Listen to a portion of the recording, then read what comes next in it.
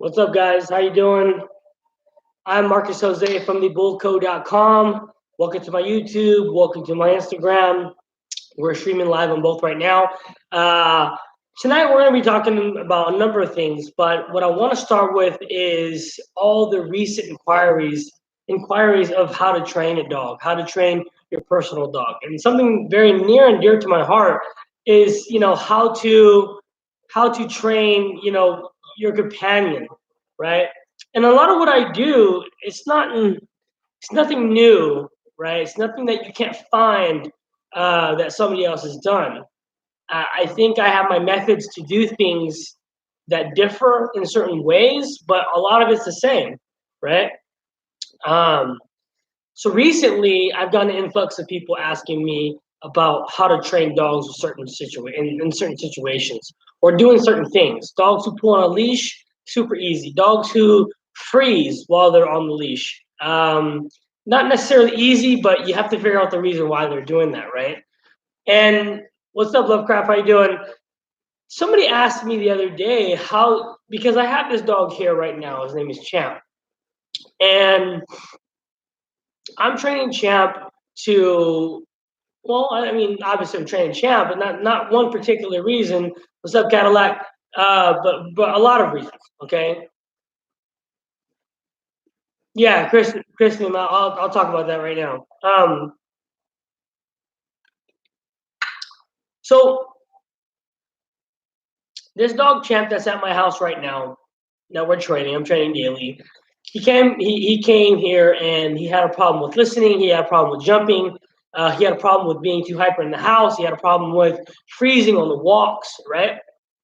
And for the very, probably like the second or third day, I got to work on the freezing on walks, because in order for you to have a balanced dog, you have to have a dog who can exercise himself or get his anxieties out. Okay, so that's the first thing I got on, right? And we fixed it. We did. We fixed it. I'm so happy to say we fixed it. And then somebody asked me the other day on how I fixed it, and the answer is not so simple, right? And I felt so bad because I had to tell him, like I do know, but I kind of don't know at the same time. I don't know one particular thing that I did that helped that particular problem, rather than the whole experience that this dog is getting. Okay, so I figured out that these questions are going to come up, and I don't want you guys to feel alienated by me not answering them. So I'm going to create a Patreon. Patreon is basically, I want to say, like a paid subscription to some of my behind the scenes material. Also, what that's going to give you guys is a chance to give my direct answers on your specific situation, as well as um, you know get my guidance from me. But you're not going to have to pay what my other clients are paying for me to actually do it for you. Okay. Because a lot of what I do, like I said, is comfortability, respect, loyalty. It's really all encompassing of training, right? Um,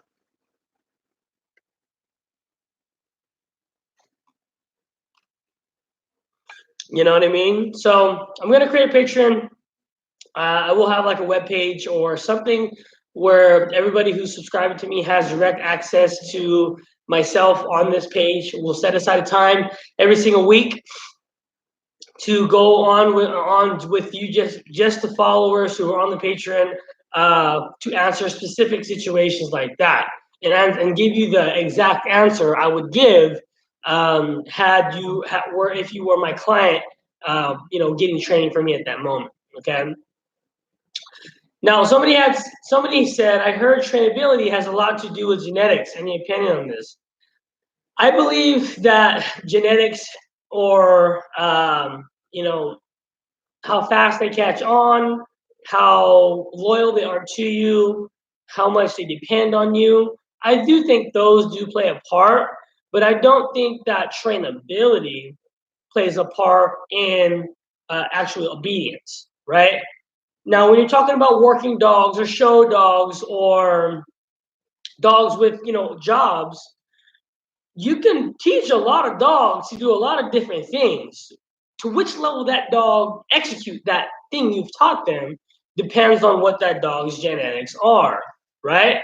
We're all human beings, but some can run faster than others, some jump higher, some, throw things harder, you know what I mean? So I believe that although genetics plays a role in what extent that dog can actually learn, I think that trainability is really just figuring out how to train that particular dog. Okay, um, and that's definitely my. What's up for nation? That's my belief on that for sure. My bully's doing right now. My bullies are sleeping in the house.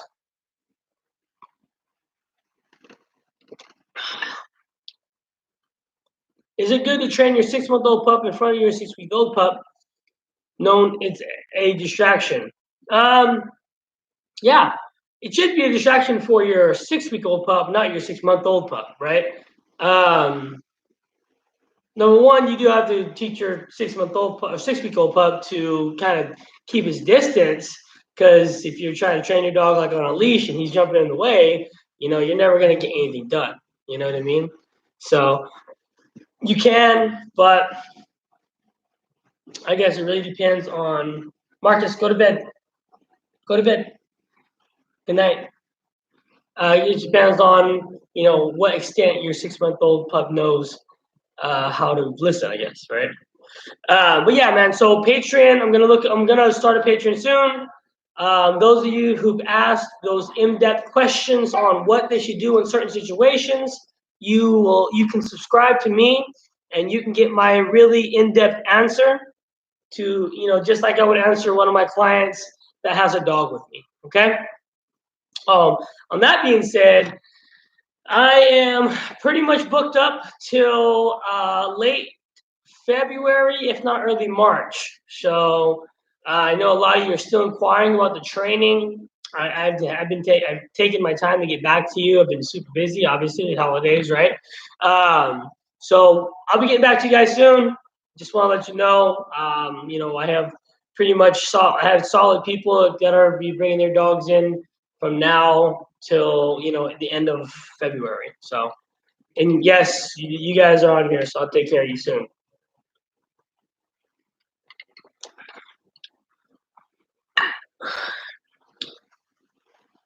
No hables mío, Jonathan. So I wanted to answer one question. Okay, there was a guy who's been following me for a long time now. He asked me how to teach your dog not to freeze on a walk. Okay, and I don't even think I answered him. I don't think I think I meant to answer him, but I forgot. Okay, so this is your answer if you're watching right now. All right. Um, to first fix a problem, you have to realize what's causing that problem. Okay, with Champ, the dog I have here, the reason why he was freezing is because he had a fear of noises, people. He wasn't confident in himself, nor was he confident in the person walking him. And in retrospect, he really didn't realize he was being walked, rather than he felt like he was walking the person on the other side of the leash. So the reason he froze is because he felt like he wasn't protected. He felt like he had to protect himself. He felt like he was in danger. Okay. So with fixing that, I didn't really focus on that per se, but we just got to the routine. Okay. When dogs first get here, when they come here, they get set up on a routine very, very quickly. They know what times they go out, they know what times they come in, they know what times they play, right? And a lot of times when they get here and they're around my pack, those times are mixed up for them, or they want to play all the time, right? And very, very quickly they start to understand, I will only accept certain times to do certain things very quickly. And the reason for that is my dogs show them. When I say something, it goes, right? And that's really, it's really hard to explain that, but it's kind of like follow the leader, right? Or you take a kid and you take a very hyperactive kid into a house with kids his age who are all really, really calm.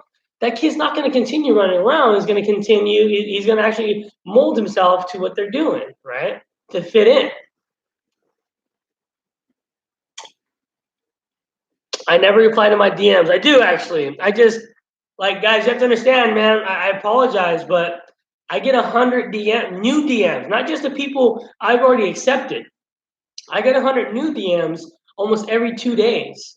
All right, it's just very hard to keep up with it. Okay, so I'm gonna get to it. Like I said, we're gonna do a Patreon, and you guys are going to be able to get to me directly once I start doing that. Okay. So anyway, so when Champ first got here, we set him up on a very strict schedule. We get up in the morning, we get up at 5 a.m., we put them outside, dogs use the restroom, go to the bathroom, we bring them back inside, they get up, they go back in, they get put up for another hour or two, okay? Then they get let outside again. So it's just like a routine, right? And within that time frame, they go outside, they use the restroom, drink their water, but it's pretty much just being let out to evacuate themselves, drink water for the night, and then come back in because it's super freaking early, right? And I don't allow my dogs to be in the yard without supervision. And yes, that means when my dogs are back there 3, 4, 5 hours, I'm back there, or at least I have the door open and I'm sitting right next to the door so I can hear everything they're doing, right? So I have this theory. Okay, this is a theory I've developed, right? I've noticed that. Not that I've noticed. I know how energy works. Okay, energy doesn't dissipate. It doesn't go away. It just transfers. Okay, I've taken that same approach with dog training. Okay, I've taken that approach as in if the dog is hyperactive before they go outside, they're gonna be hyperactive outside, then they're gonna bring their energy back inside. And all in all, they're gonna be very hard to control because you haven't ever brought that energy back down. All right. And I believe one of the reasons it's so easy for me to train a dog and a new dog and fix problems within 2 weeks of getting that dog is because I can get them to calm down and carry that calmness through every single medium they go through in this house. So when we get up in the morning and I walk to their kennel, if they pop up and they're wagging their tail, I'll stand there for 2 more minutes until they relax, until their ears go back down, and then I'll let them out. Okay? Because I don't want that hyperactive energy in the yard.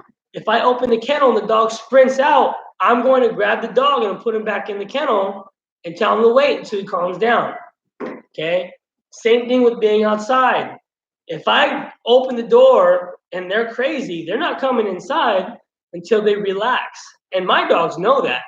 And very, very quickly, the dogs who are training at my house understand that I'm not going to allow that kind of energy to transfer over into a new medium. The same thing that goes for cars, for walks, for going outside the gate, coming in the house. It's the same thing. You keep your dog calm.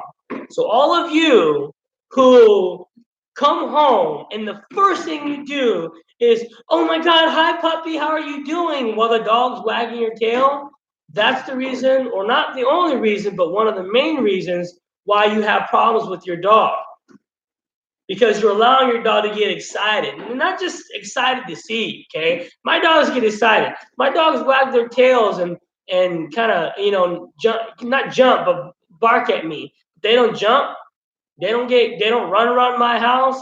They don't do anything that I don't want them to do. And they understand that they're not even going to get petted until they've relaxed, right? So a lot of you are making the mistake of doing that. Okay, if you want a good dog and you want to keep the dog calm and even keeled, When they see you and they're excited, don't act excited for them. Of course you're excited to see them. They're your dog, they're your puppy, right? Of course you are.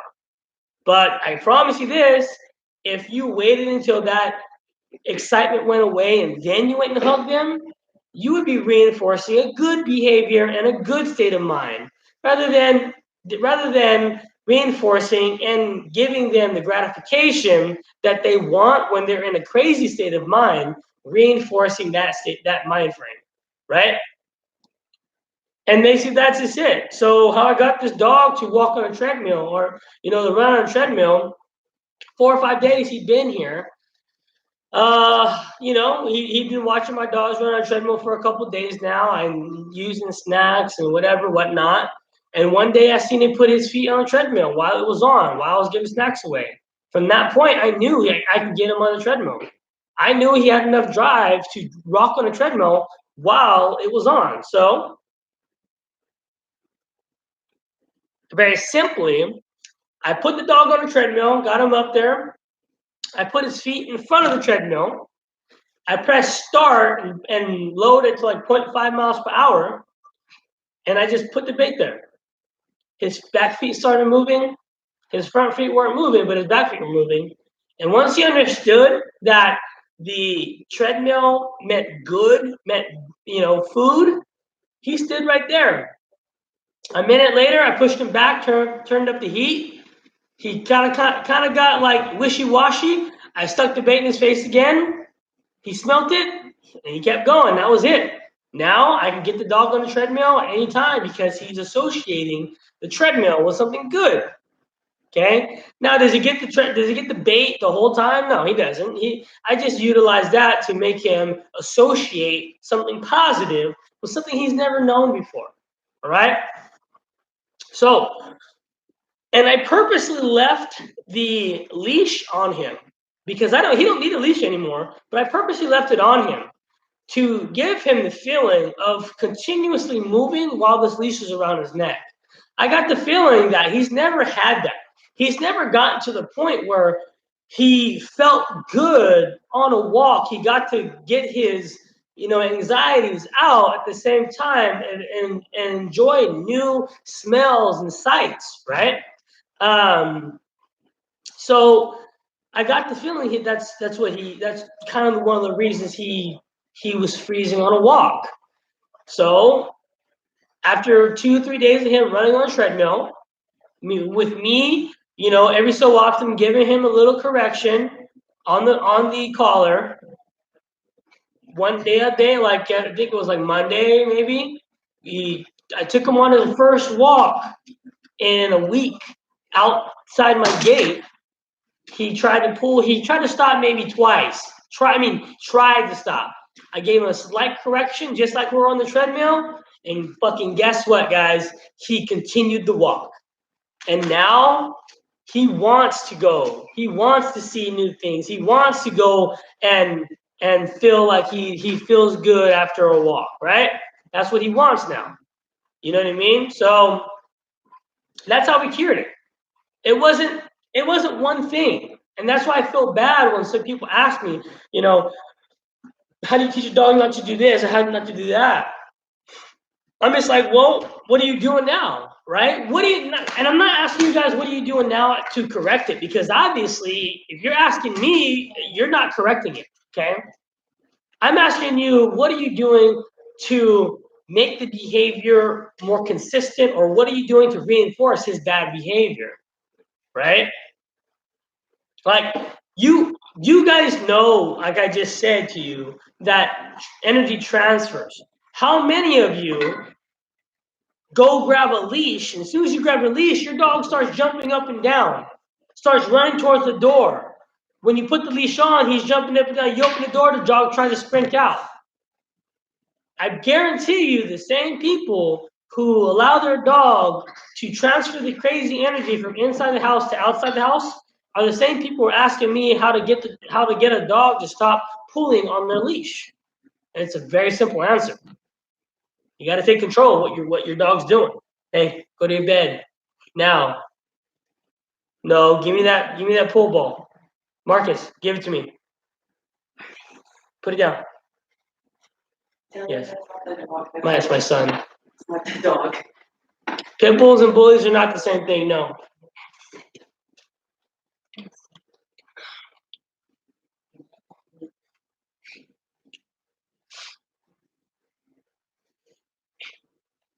All right, guys. So that was pretty much my rant for the night. Now we can talk about some real stuff. YouTube, I wanted to get this on my YouTube, and I wanted you guys to see it. If you want to continue the conversation, we're going to move this medium strictly to Instagram. Instagram at the Bullco, TheeBullco, the Bullco. We'll be on live there. I wanted to get this saved on my YouTube. All right. So YouTube, take it easy. If you want to continue the conversation, we'll see you guys on my Instagram.